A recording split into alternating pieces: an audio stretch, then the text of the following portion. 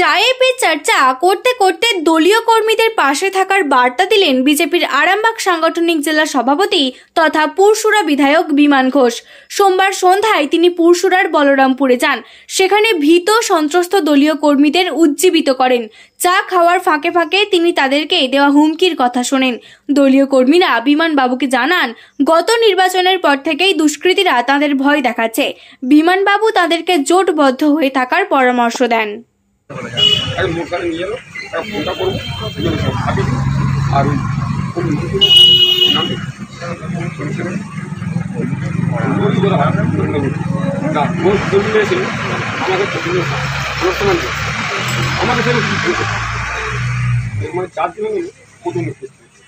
মাঝে মাঝে রাস্তা এখন দূরে যাচ্ছে, দূরে দূরে চিনতে প্রচণ্ড খেয়েছে। ছানি কেন এসব ছানি সব ছানি এরকম করতে করতে করতে বারবার আপনার না বলছে এই তো সমুদ্রে আসছে। যখন কিছু তোমরা ডাকলি বিমানদা ওই আসি দিন দেবো, তোর কত বিমানদা আছে আর এমনি মুড়ে রেখেছিস কিছু দিন এবার একদিন থেকে নিয়ে খবর দেখতে পাচ্ছি, খবর আছে সবসময় এরকম সাইজে মিশিং এমনি রেখেছি।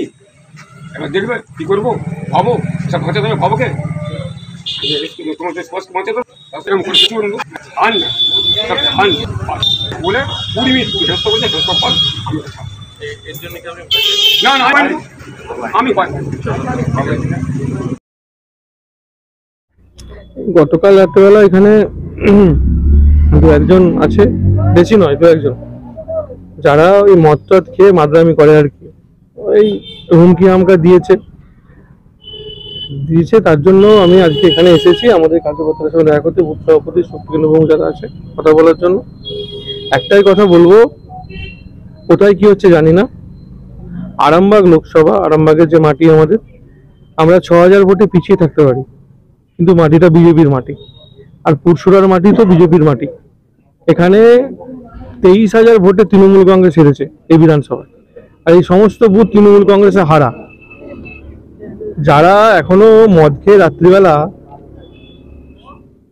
সাধারণ মানুষের উপর, বিজেপি কার্যকর্তার উপর হুমকি চালানোর কথা ভাবছে বা করছে, তাদের উদ্দেশ্যে বলে রাখি, মানুষ তাদের বর্জন করেছে।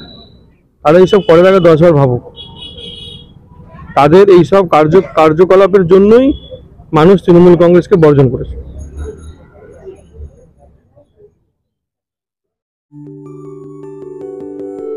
সব ছেড়ে ছুড়ে আমরা তো পালাবই,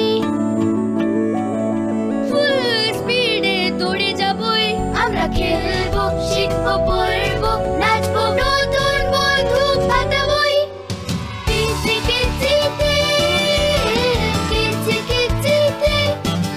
বাচ্চাদের কিডজি থেকে দূরে রাখা অসম্ভব। কিডজি, ইন্ডিয়ার ফেভারিট প্রি স্কুল।